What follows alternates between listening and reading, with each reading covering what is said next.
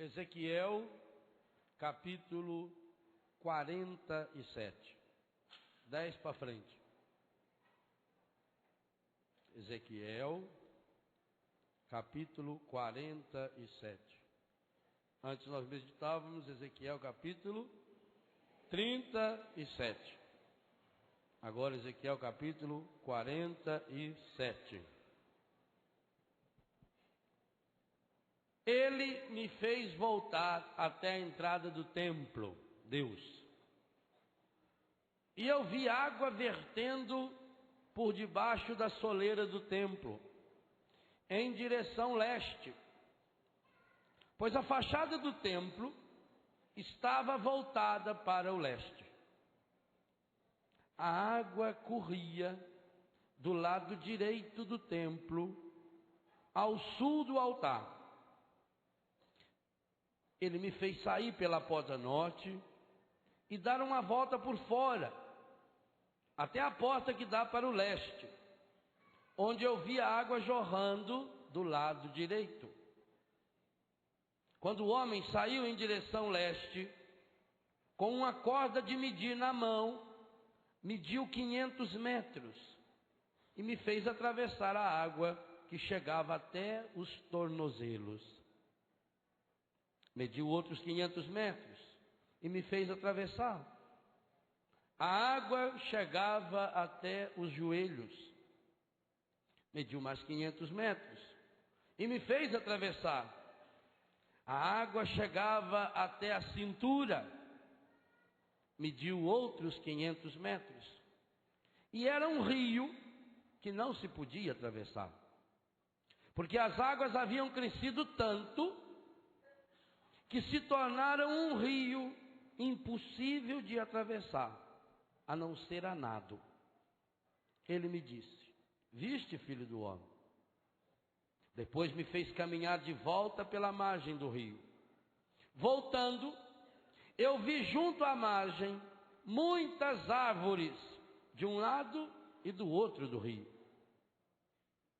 Ele me disse: essas águas correm em direção do distrito oriental, descem para Arabá e desembocam no mar das águas salgadas, e elas são curadas, saneadas. Aonde quer que o rio chegue, todos os animais que se movem poderão viver, e haverá peixe em quantidade, pois ali desembocam as águas saneadoras. Haverá vida aonde quer que o rio chegue. Haverá pescadores parados à beira do mar. Quantas espécies de peixe? Haverá tão grande variedade de peixes como no mar Mediterrâneo. Mas os seus alados e lagunas não serão saneados, servirão de salinas. Nas margens junto ao rio, de ambos os lados, crescerá toda espécie de árvore frutíferas, cujas folhas não cairão e cujos frutos jamais terminarão. Palavra do Senhor. Que imagem maravilhosa que o profeta nos dá, continuando a nossa meditação desta manhã. Assim como o profeta usa da natureza, a Bíblia tem essa pedagogia. Para falar das realidades espirituais, a Bíblia sempre usa realidades materiais. Por isso que para falar do Espírito Santo, usa-se sempre de símbolos e de sinais. Na primeira parte dessa manhã, nós meditávamos sobre o Espírito Santo a partir do sinal do vento. O vento que sopra onde quer. Deus que sopra o Espírito Santo. Mas eu já mencionava o versículo 2 do capítulo 1 de Gênesis, quando dizia que o Espírito de Deus, o vento de Deus, a ruá de Deus, o pneuma de Deus, pairava sobre as águas. A primeira visão que o homem bíblico tem é que o mundo era um caos, uma baderna, uma desorganização completa, como aqueles ossos ressequidos, cada um jogado para um lado. E que quando o Espírito de Deus paira sobre essas águas, quando o vento de Deus penetra essas águas, ele vem trazer vida, e essas águas tornam-se portadoras de vida. Quem tiver em casa ou já viu um pequeno lago, por exemplo, de peixes, ou de vez em quando na televisão aparece a Lagoa Rodrigo de Freitas, no Rio de Janeiro. Nos últimos anos nós temos assistido alguns espetáculos terríveis. Quando de manhã olha a lagoa e ela está forrada de peixes mortos. Por quê? Porque faltou o oxigênio. A natureza já mostra, e a Bíblia percebe isso há quantos anos atrás, que é uma íntima relação entre o vento, o ar, o oxigênio, que fecunda a água. A segunda imagem que nós queremos meditar nessa manhã do Espírito Santo é o cumprimento dessa promessa. O Espírito Santo, a água viva, que jorra do lado direito do templo. Que coisa impressionante os detalhes. O profeta viu o templo, e do lado direito do templo jorra um fiozinho de água. E essa água vai jorrando, e ele mede 500. Por que 500 metros? Por que não foi 480? Por que não foi 620? Por que sempre 500? Qual é a raiz do número 500? Qual é o número que dá origem ao 500? O número 5, 50. 50 diz alguma coisa para nós? O que é que o Brasil está tentando ir buscar lá na... O penta é por quê? Porque é 5. E a festa que nós vamos celebrar amanhã? Pentecostes. Por que esses 50? Será que tem alguma coisa a ver? É o número que a Bíblia inventou? Não. Na Bíblia, qual é o número perfeito? 7. Por que o 7 é perfeito? Porque ele é somatória. As 3 pessoas divinas, Pai, Filho e Espírito Santo, agindo nos 4 elementos constitutivos do universo: terra, fogo, água e ar. Na linguagem do povo simples, as 3 pessoas da Santíssima Trindade agindo nos 4 cantos do mundo. Então deu o número 7. E a Bíblia obedece essa sequência. Deus criou o mundo em 6 dias. No 7º, descansou. Por isso o 7º dia é o dia do descanso. É o dia completo, é o dia sagrado, é o dia de contemplar a criação. E o povo de Deus começou a perceber isso, e a viver isso na história. Levítico manda então santificar o 7º dia, e depois santificar o 7º ano. O povo de Deus plantava, por exemplo, 6 anos seguidos. No 7º não plantava. Era o ano da colheita. Por isso que a festa do Espírito Santo, primitivamente, ela era a festa da colheita, a festa das primícias. Cronológica, na natureza, a festa que deu origem ao Pentecostes foi a festa das colheitas, das primícias. Por isso São Paulo e São João vai dizer que nós temos as primícias do Espírito Santo. É a época da colheita de Deus. Biblicamente no Antigo Testamento, a festa do Espírito Santo acontece 50 dias depois da Páscoa, da passagem do povo de Deus pelo Mar Vermelho, e foi na festa da colheita, 50 dias depois da Páscoa, que Deus mandou a lei, que foi gravada nas pedras pelo próprio dedo de Deus, segundo nós lemos no livro do Êxodo, capítulo 31. Do mesmo jeito, 50 dias depois da Páscoa de Jesus, o Espírito Santo vem para gravar a lei, não mais agora na pedra, mas gravá-la no coração. Então a Bíblia segue essa mesma dinâmica os 50 dias depois. Por que esses 50 dias então? Ora, se tinha o dia santo, o 7º dia, o ano santo, o 7º ano, a Bíblia começou a fazer o ano do jubileu. Nós celebramos isso faz 2 anos. E o jubileu era celebrado 50 em 50 anos. Por que 50 em 50 anos? O que 50 tem a ver com 7?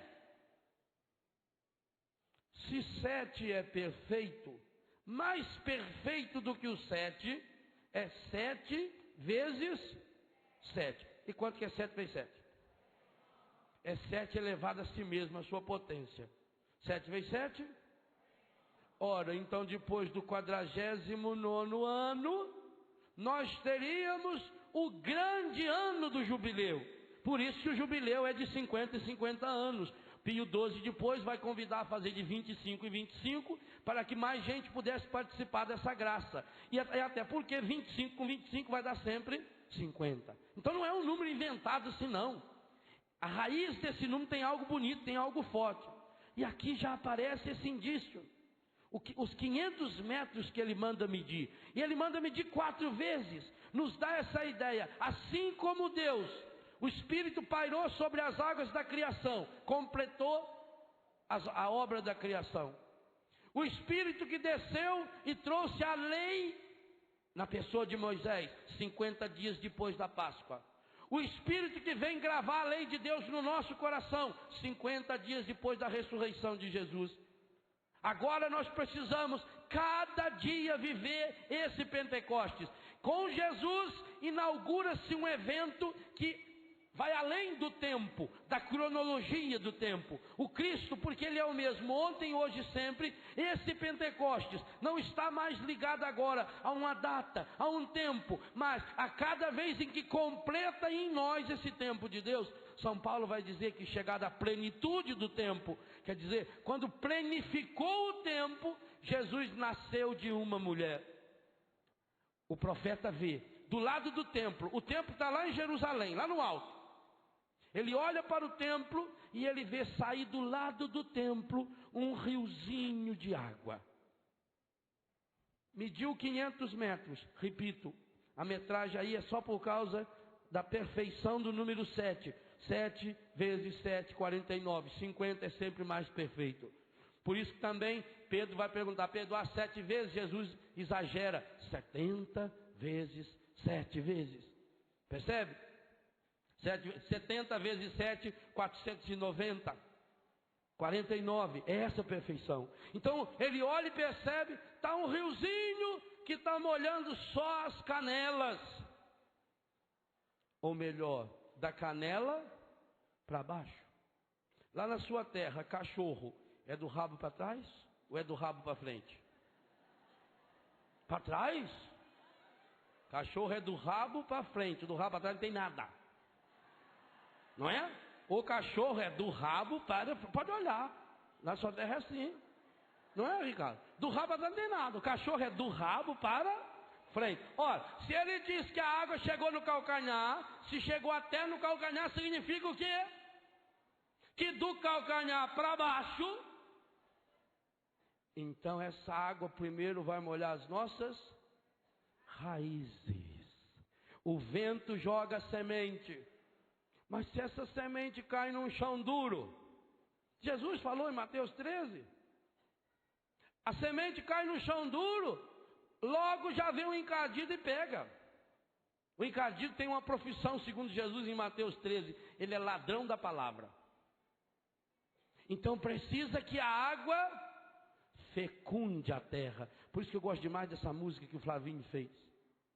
Fecunda. Essa é uma palavra que na teologia do batismo no Espírito, ela precisa ser muitas vezes meditada. Porque o vento não faz nada, não leva nada que já não tenha.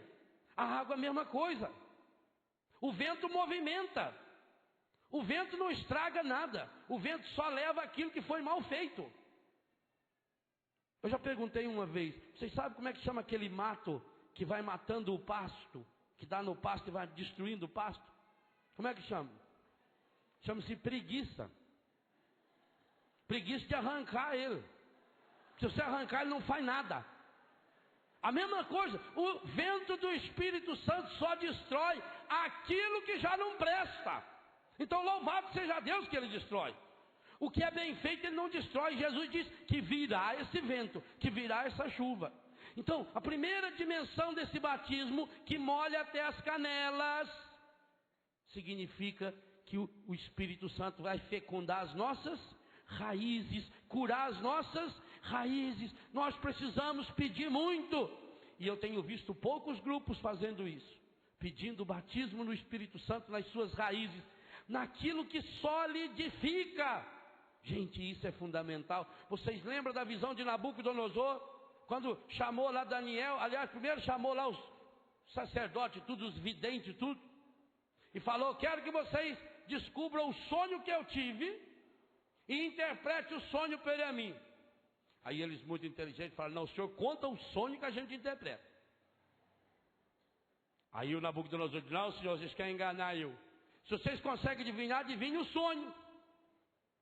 É muito fácil. Você vai na vidente, conta para ela o que está acontecendo, aí ela adivinha. Papai conta que um homem, sei da onde, foi na Aparecida do Norte, falar para ele que lá tinha uma mulher que tinha o dom de visão. Ela descobria tudo, a mulher era vidente, ela descobriu o passado, o futuro, ela sabia tudo da sua vida. Aí ele foi lá, ela cobrava caro, arrumou o dinheiro e foi lá. Chegou lá, estava entusiasmado, bateu na porta. Ela gritou: quem é? Ele foi embora. Falou: olha, se ela não adivinha nem quem sou eu, como é que ela vai descobrir meu passado? Ah, não, vou embora. Mesma coisa. Então Nabucodonosor falou: descobre o meu sonho. Não, o senhor conta o sonho. Não, senhor, você descobre o meu sonho. Você não sabe o meu sonho? Descobre. E Daniel descobriu. Diz: o senhor sonhou com uma estátua. Era uma estátua enorme, uma estátua bonita, uma estátua de ouro, e que tinha o braço não sei do que, e tinha uma parte de... mas no pé da estátua tinha ferro e tinha barro. E aí veio uma pedrada naquele barro e derrubou a estátua. A primeira coisa que o Espírito Santo quer fazer, porque que templo é esse que Ezequiel enxergou? O templo de Jerusalém? João capítulo 2, que templo é? Jesus diz: destrua esse templo e eu o reconstruirei em 3 dias. Quem é o templo na Bíblia? É Jesus. E da onde saiu essa água que saiu do lado direito do templo? Está lá rasgado. O lado direito de Jesus rasgado na cruz é a fonte aberta, de onde jorra e começa a fluir esse rio de água viva, que depois vai ter que fazer efeito em nossa vida. Do coração de Jesus vai fluindo essa água. Essa água viva precisa atingir em primeiro lugar a nossa estrutura, a nossa base. Ora, quando na visão anterior do capítulo 37, o profeta falava do osso, hoje talvez ele iria falar da estrutura. O que coloca esse rincão de pé? Os ossos do rincão, a estrutura de ferro. Existe uma palavra que você de vez em quando vê no jornal, quando fala assim: fazer uma análise da conjuntura. O problema nosso não é conjuntural, é estrutural. Qual é a diferença? Estrutura é isso aí, ó, o ferro, é o osso, isso tem que ser firme. Agora, poderia, por exemplo, o Eto mandar construir em volta dessa estrutura de ferro, quem sabe, fazer de papelão, fazer de plástico, bonito uma coluna, fazer de cimento, mas isso é conjuntura. A estrutura tem que ser boa, o osso tem que ser firme. Nessa segunda visão do profeta, ele está falando a mesma coisa, só que está dizendo que primeiro tem que começar nas bases, nas raízes, naquilo que me sustenta. Não adianta eu ser uma estátua imensa, mas é uma estátua misturada com um pé de barro. O povo usa falar uma expressão, talvez a gente nem sabe por que fala, o calcanhar de Aquiles. O que é o calcanhar do Aquiles? Tem até o tendão do Aquiles, não é? Aquiles era um personagem grego que ganhava todas as batalhas, ninguém conseguia vencê-lo, ele era invencível. E ninguém sabia o segredo da sua força. Não era o cabelo comprido como Sansão. Da onde vinha a sua força, o seu segredo? Então descobriu que a mãe dele tinha tido uma visão, logo que ele nasceu, a mãe dele mandou mergulhá-lo num rio. Todo o seu corpo, ele foi batizado, ele foi mergulhado inteiro na água. E por isso então aquela água sarou o Aquiles inteirinho. E as flechas vinham e não pegavam em Aquiles. Ele era invencível. Até que um dia ele já estava todo cheio de si. Ele era invencível. Ninguém conseguia ganhar do Aquiles. E ele começou a contar vantagem da sua força. E tem lá sentado no chão um mendigo. E o mendigo pega uma flecha e acertou o... E por que acertou o calcanhar e matou o Aquiles? Porque na hora de mergulhar ele na água, a mãe ficou segurando ele pelo calcanhar. E aquela parte que ela estava segurando não foi tocada pela água. Então aquela parte era algo que podia matá-lo. Ali a água não tocou, porque ali ficou a mão da mãe segurando. O demônio está sempre procurando qual é o nosso calcanhar de Aquiles. Mas eu queria dizer a você, meu irmão, minha irmã, pode juntar o inferno inteiro, que ele não vai localizar o calcanhar de Aquiles, meu e nem seu, porque nós somos mergulhados na água viva do Espírito Santo. Portanto, o único jeito é não deixar que ele entre dentro de nós. Aliás, nós precisamos estar certos de uma coisa: nós pertencemos ao Senhor. Nós fomos batizados, nós fomos mergulhados na água viva que jorrou do coração de Jesus. O demônio não tem nenhuma possibilidade de agir de dentro para fora da nossa vida. Dentro do nosso coração, o demônio não tem como entrar. Ali está uma marca, ali está o sinete do Espírito Santo. Por isso que o demônio faz tanto esforço de chegar ao nosso coração de fora para dentro. Eu vou trabalhar um pouco essa temática amanhã. Por isso ele tenta fazer com que o nosso coração, a nossa alma, obedeça a nossa carne. É daí que vem o princípio da luta. Mas nós precisamos ter essa certeza, e meu desejo é que amanhã a gente saia daqui com essa convicção profunda, essa certeza de que lá dentro já está o carimbo, que nós não temos esse calcanhar de Aquiles. Mas também não podemos criar essa chance para ele. Então o profeta vê essa água que pega as nossas raízes. Meu irmão, minha irmã, quantas e quantas vezes nós caímos em muitos e muitos pecados, exatamente porque estamos com as nossas raízes apodrecidas. A gente se preocupa muito em cobrir a aparência, a conjuntura. É como que se o Eto percebesse, quando chegasse aqui, que está apodrecendo um desses ferros que segura o rincão. Ele ficaria apavorado. Mas aí ele não tem dinheiro para consertar. Então ele vai lá e compra uma boa lata de tinta e pinta. Ninguém vê. Amanhã depois, a coisa começa a piorar. Ele põe um papelão bonito e já encaminha cada vez uma equipe, porque não pode gastar dinheiro para mexer nessa estrutura, vai dar muito trabalho, vai ter que cancelar um acampamento, porque para mexer na estrutura vai ter que tirar o telhado, e vai ser uma coisa terrível, vai ter que arrumar um guindaste que vai entrar por lá, vai estragar o chão, vai dar um trabalho medonho. É melhor não mexer com isso, é melhor só passar uma tinta. E o que iria acontecer um dia? É isso que acontece comigo e com você. Eu penso que esse ano, ao pedirmos vinde Espírito Santo, o Senhor está nos mostrando uma coisa muito séria. O nosso problema, o problema da igreja, o meu problema e o seu, não é conjuntural, não é aquilo que está por fora que não. O nosso problema é o que está lá dentro, é o que está lá na nossa base, é o que está nas nossas raízes. É hora da renovação carismática católica ser para a igreja uma fonte que jorra a água viva do Espírito Santo, que vai lá nas raízes, que vai lá na nossa estrutura, naquilo que nos solidifica. Porque esse crescimento é gradativo. Que coisa fabulosa! Essa visão do profeta nos diz que o batismo do Espírito Santo não é algo que vem de fora para dentro, é de dentro para fora. Então ele mandou medir de novo o rio, e agora a água já estava pelas canelas. E depois mandou de novo medir, e a água já tinha coberto o joelho. E depois mandou de novo medir, e a água já tinha chegado até a cintura. Oh, meu Deus! Que maravilha se ontem na missa de abertura a gente conseguiu pedir o Espírito Santo, e o Espírito Santo já começou a jorrar para nós no rio de água viva da Eucaristia que nós celebramos, e a água do Espírito Santo já chegou nas nossas canelas, já cobriu a sola do pé, que seja.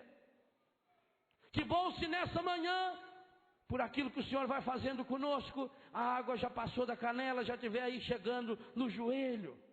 Que maravilha!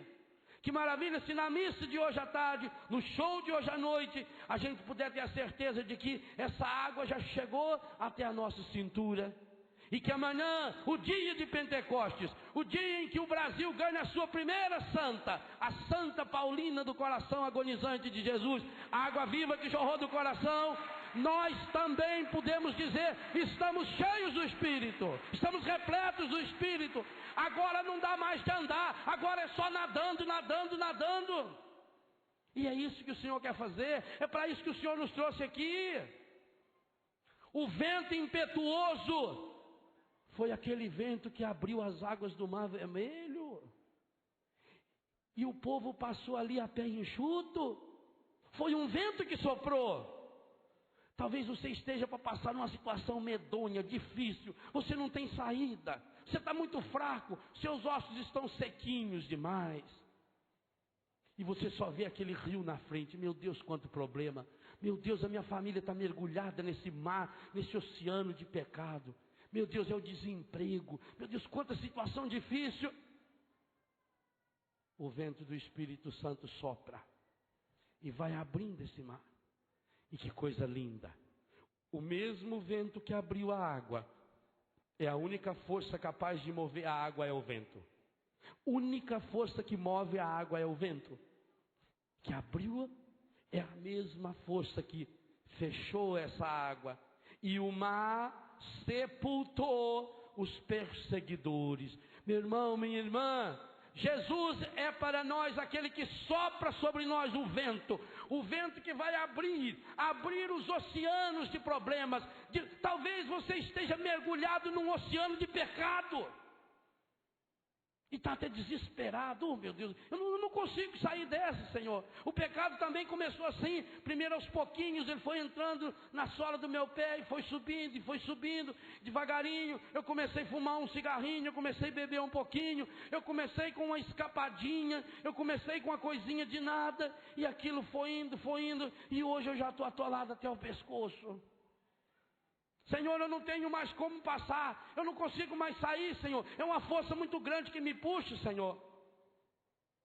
Não é força grande o suficiente para esse vento que sopra da boca de Jesus. E amanhã na missa, amanhã nós vamos ouvir o Evangelho onde Jesus sopra, dizendo: receba o Espírito Santo. Ele quer soprar sobre nós, soprar em primeiro lugar para que a gente seja pleno, para que a semente da palavra dele enche no nosso coração.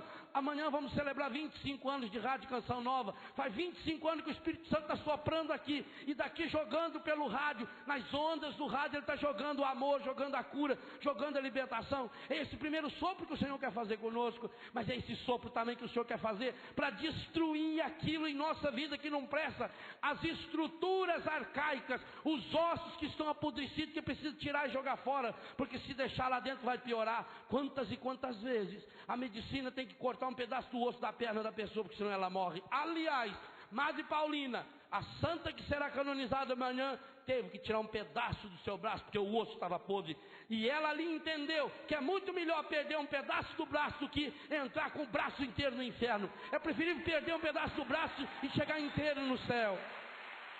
Então é esse osso que tem que ser cortado. Talvez vai ser dolorido, vai ser dolorido, vai ser difícil, mas não tem outro jeito. Se eu quero ser essa pessoa que vou receber esse vento impetuoso de Pentecostes, eu tenho que estar disposto a ir lá nos meus ossos. Mas isso tem que começar desse processo da minha estrutura. Essa água que vem e que vai me mergulhando e que vai encharcando. Mas às vezes, meus irmãos, nós somos igualzinho uma folha de bananeira depois da chuva. Você já viu uma folha de bananeira depois da chuva? Pode chover 10 dias. Parou de chover, você vai lá, a folha de bananeira está sequinha. Não entra água. Se você quer receber o batismo no Espírito Santo, tire as máscaras feitas de folha de bananeira e comece a ser uma esponja. Uma esponja dessa que você põe em cima da pia e quando aperta ela está cheia d'água, porque ela absorve a água. O meu coração tem que ser uma esponja. Mas se o meu coração está um coração de pedra, revestido, impermeabilizado, como é que o Senhor vai derramar sobre mim essa água viva? O profeta diz então que essa água vem, que ela vai subindo. Mas ela não faz só esse processo. Essa visão é linda demais. Além desse processo que vai inundando de baixo para cima, fecundando, penetrando, enchendo. Aliás, um dos símbolos do Espírito é o óleo. A unção, quando nós falamos unção, ungido, nós estamos falando em óleo. Ungir é com óleo, não tem jeito de ungir com outra coisa. E o óleo penetra e exala. Quando você passa o óleo, o perfume, ele tem que ter óleo para ele penetrar e para ele exalar. Por isso São Paulo vai dizer, vocês são perfume de Deus. E quantos de nós estamos sendo a caatinga do encardido para o mundo? Porque o que está penetrando em nós é outro óleo, óleo falsificado, perfume barato.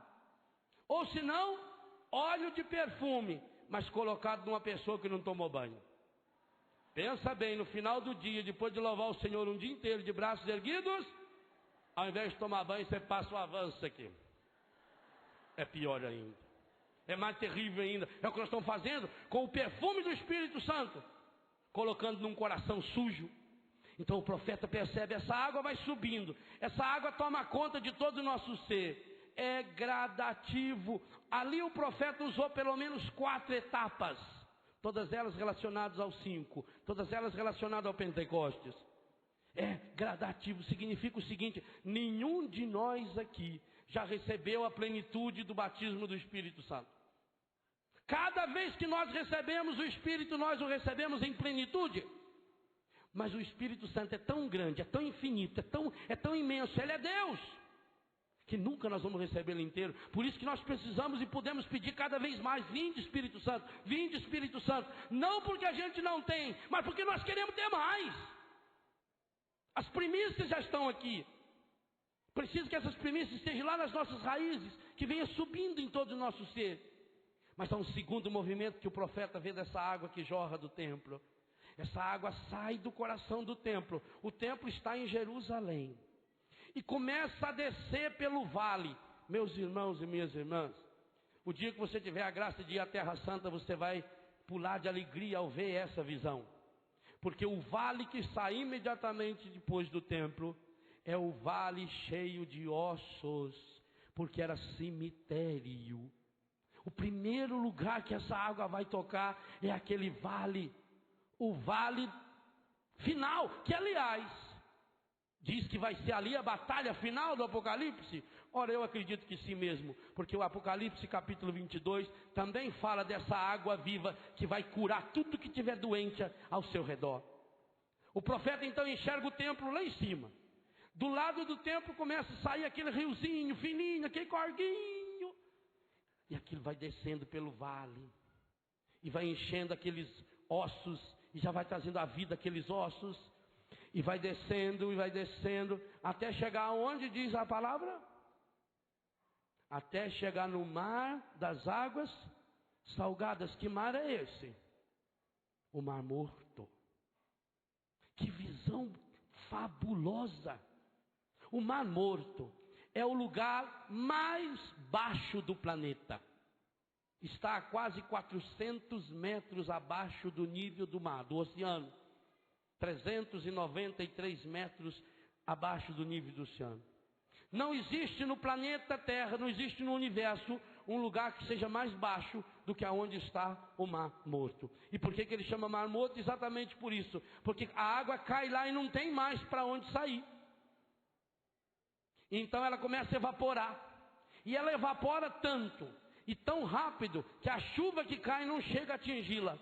Evapora antes. Então se ela evapora muito, o que acontece? a água fica muito salgada. Esse mar tem 33% de sal, ou de produtos ligados ao sal, e por isso não tem nenhuma forma de vida. Toda aquela região é a região onde está a antiga Sodoma e Gomorra, é um lugar de morte. Ora, o profeta foi escolher o lugar que podia simbolizar o pior do mundo, o lugar morto, o lugar acabado, o lugar onde até o osso morre, para dizer que ao chegar ali aquela água vai transformar aquela água salobra, aquela água estragada em água viva. E engraçado que hoje os israelitas já estão tirando das águas mortas do rio, do Mar Morto, produtos de vida, principalmente produtos para a pele, para a cura de uma porção de doenças, inclusive câncer de pele. Já está a ciência já está fazendo realidade com essa profecia. O profeta diz que tudo que aquela água tocar, tudo que ela atingir, vai se transformar em vida, que as suas margens serão cheias de vida, mas não uma vida qualquer. Observe o que a passagem diz, e depois compare isso com Apocalipse capítulo 22. Haverá vida onde quer que o rio chegue, versículo 9. Aonde quer que o rio chegue, todos os animais que se movem poderão viver, e haverá peixe em quantidade, pois ali desemboca as águas saneadoras. Haverá vida onde quer que o rio chegue, às margens do rio, versículo 12, junto ao rio, de ambos os lados, para tudo quanto é lado, crescerá toda espécie de árvores frutíferas, cujas folhas não cairão e cujos frutos jamais terminarão. Não vai ser mais sabe, quantas e quantas vezes a nossa experiência de Deus, o nosso batismo do Espírito Santo, parece igualzinho àquela figueira estéril lá que Jesus mandou secar, porque só dá fruto de vez em quando. Chega de católicos carismáticos que só dão fruto quando quer, do jeito que quer, porque para esses o Senhor vai passar e dizer, seca-te. E Ele já está fazendo isso. E é por isso que a gente está vendo muita gente se secar. Por isso nós estamos vendo muitas obras espalhafatosas secando. Porque vai sobrar aquilo que tem estrutura, mas não uma estrutura humana. Essa estrutura fecundada. Primeiro, testada pelo vento. O vento testa. Ah, se não tivesse o vento que protegia, aquela árvore nunca ia ficar firme. Sabe quando aquela comadre foi na sua casa e viu aquela samambaia linda que a senhora tinha na sala? E falou, ai, sabe, você põe ela no sol para pegar um pouco de sol. E uma semana depois, aquilo estava murcho, seco, esturricado, e a senhora pensou que ela tinha um problema de olho gordo. Se ela mata até planta, olha para a planta. Não, é o conselho que foi errado. Planta cultivada dentro de casa, quando pega sol, quando pega vento, morre. O Senhor não quer um grupo de pessoas batizadas no Espírito Santo, mas que tem que ficar trancadinha dentro de casa, dentro de uma redoma, aonde não pode pegar vento. Não, meu irmão, se você está pedindo esse batismo do Espírito Santo, pode ir embora hoje. Perdeu a viagem. Eu digo uma coisa a você, aonde o Espírito Santo toca, ele muda. Se ele não mudou sua vida, é porque você não deixou ele tocar na sua história ainda. Se você não está disposto a permitir que o Espírito Santo mude tudo, tudo, começando lá da sola, das suas raízes, até chegar à ponta do cabeça, até chegar ao ponto de que você não consegue mais andar, só conseguiria atravessar esse rio, que jeito, diz o profeta? Nadando. O que é nadar? Nadar é você caminhar por cima da água. Nadar é você deixar a água conduzir você. A nossa meta deveria ser essa. Eu quero ser um homem, um padre, uma mulher, um pai, uma mãe, um jovem, mas tão repleto do Espírito Santo, que chega um momento em que eu não ando mais com as minhas pernas, que em todo lugar que eu for, eu tenho a certeza de que eu estou sendo conduzido pelo Espírito Santo, que eu estou nadando nessas águas do Espírito Santo e levando vida, vida em plenitude. O mundo está experimentando e A Eco 92 que aconteceu no Rio de Janeiro esse ano, vão repetir algumas reflexões em cima disso. O mundo está muito preocupado com a desertificação do planeta. Há desertos que crescem a cada dia milhares de quilômetros quadrados. O vento vai jogando naquela poeira, porque o vento tem essa função. Se tiver vida, ele leva a vida. Agora, se tiver morte, ele leva a morte. O Espírito Santo também é assim, o que você põe na frente dele vai. A cidade do Cairo, por exemplo, num dia normal, ela recebe em média 10 milhões de toneladas de areia. Porque está perto desse deserto. O deserto do Saara é muito maior que o Brasil. Aliás, é um deserto que já atinge 8 países do mundo, e cada dia cresce mais. O mundo está preocupado com a desertificação. O nosso Nordeste já há áreas que estão sendo desertificadas.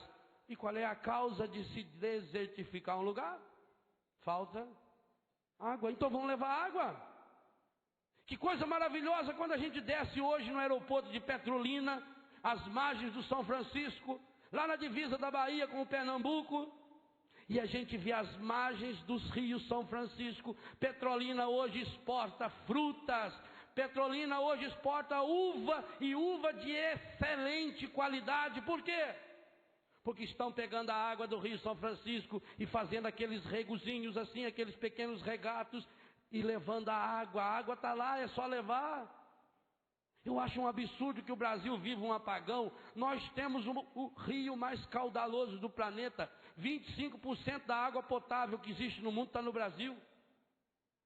E nós estamos deixando esse rio aí, passando. Estamos fazendo isso com o rio do Espírito Santo. Esse rio caudaloso, alguns de nós controlam o Espírito Santo. Você já viu esses rios, por exemplo, que tem aquelas, como é que chama aquelas barragens, né? Que vai controlando a água. Não sei como é que chama aquilo. Comportas, porque compota é de doce. Aquelas comportas. Então regula a água. Hoje em dia a gente vê coordenador da renovação carismática, a gente vê padres e outras pessoas da igreja que a única coisa que faz é ficar com o registro do Espírito Santo controlando. Aqui pode, aí não pode. Isso aqui não, diminui essa, não, ali não. Isso pode, isso não. Ah, eu quero receber o Espírito Santo, mas eu não quero esse negócio de cair. Se você não estiver disposto a passar pelo ridículo que passou Simão Pedro e os apóstolos, que foram considerados bêbados do dia de Pentecostes, você não vai receber esse banho de regeneração do Espírito. Eu tenho que estar disposto ao ridículo. Oh Senhor, manda o Espírito Santo, mas que ele venha do meu jeito. O Espírito sopra onde quer. Graças a Deus que a gente vê sinais do Espírito Santo agindo numa porção de igreja que há no mundo. Olha, já diziam os grandes santos da igreja, se é coisa boa pode ter certeza, o autor é o Espírito Santo, não interessa quem fez a parte final. Aonde você vê sinal de Deus só pode ser o Espírito Santo agindo. Está na hora de eu ter coragem de deixar em primeiro lugar o Espírito Santo pegar nas profundezas da minha história e ir subindo todo o meu ser. Eu tenho que estar completamente mergulhado, completamente encharcado do Espírito Santo, feito aquela esponja. Mas eu tenho que ter essa coragem também de me lançar nas águas do Espírito, desse rio caudaloso, que aonde ele passa, vai deixando saúde. Que visão triste quando olhamos, muitos de nós sacerdotes, de coordenadores e coordenadoras de grupo, que aonde passa deixa doença, aonde passa deixa rastro de morte. Você já observou as formigas? Como é que a formiga sabe certinho a trilha dela? Tanto que você vai lá, pega uma vassoura, varre. Manda a formiga embora. Quando volta no outro dia, está lá. Que lindo. Como é que a formiga que está lá atrás sabe o caminho que a outra deixou? A formiga tem um líquidozinho na barriga. Isso é um segredo. Por onde ela vai passando, ela vai deixando aquele riozinho. E a outra formiga vai sentindo o cheiro. Por aqui passou, por isso que elas não erram a trilha.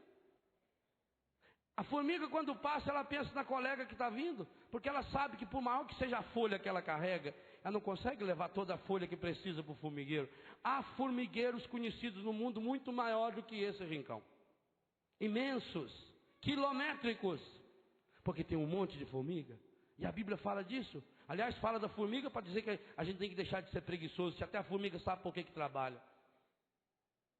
O homem e a mulher cheio do Espírito Santo, ele tem que ter esse líquido, essa água viva no seu coração, mas de tal forma que por onde ele passa, vai ficando os rastros do amor de Deus que ele quer espalhar no mundo. O dia em que a gente conseguir, por onde passar, deixar rastros de Deus, então já podemos começar a dizer que já estamos fazendo a experiência do batismo do Espírito Santo. Infelizmente, nós estamos deixando outros rastros. E que rastros terríveis, de desamor, de desânimo, de desunião, de discórdia. Aliás, tudo que vem desse prefixo aí é preciso a gente ir deixando de lado. Porque tem a raiz no diabolos. É ele que gosta de separar. Ele é o pai da separação. Nós precisamos dessa água viva do Espírito Santo. Essa água vem então de baixo para cima. Essa água vai tomando conta. O profeta depois mostra para nós que o Espírito Santo quer nos envolver por inteiro. Então essa água também vem de cima para baixo. O capítulo 36 de Ezequiel. O capítulo 11 de Ezequiel já. Mas o capítulo 36 o mais conhecido. Talvez escrito posterior ao capítulo 47. Bem provável que o capítulo 36 de Ezequiel tenha sido a última parte do seu texto. Parece que aquilo é um pouco uma conclusão que o profeta nos dá. Ele faz um grande fecho dessa ação do Espírito de Deus, que vai restaurar o seu povo, quando anuncia solenemente no versículo 25: derramarei sobre vós águas puras que vos purificarão de todas as vossas imundícies. E não só de fora para dentro, derramar é de fora para dentro. Meterei o meu espírito dentro de vós. É de dentro para fora. Que visão linda!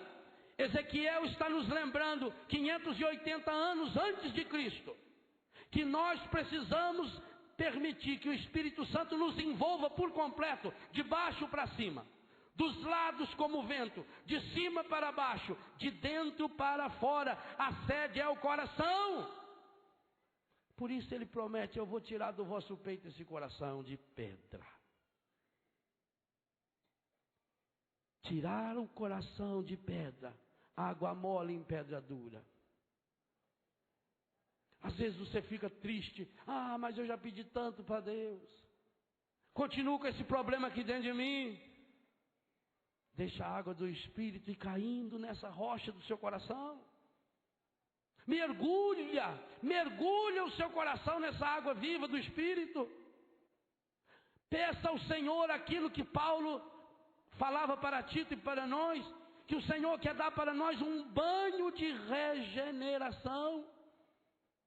Do mesmo jeito que a primeira ideia hoje de manhã, nós pedíamos o batismo do Espírito Santo, o batismo no Espírito, para as nossas raízes, que venha da sola do nosso pé, como o profeta pede agora. Hoje nós precisamos, nesse segundo momento, pedir o batismo do Espírito Santo, fecundando o nosso coração. Eu não me acostumei nas terras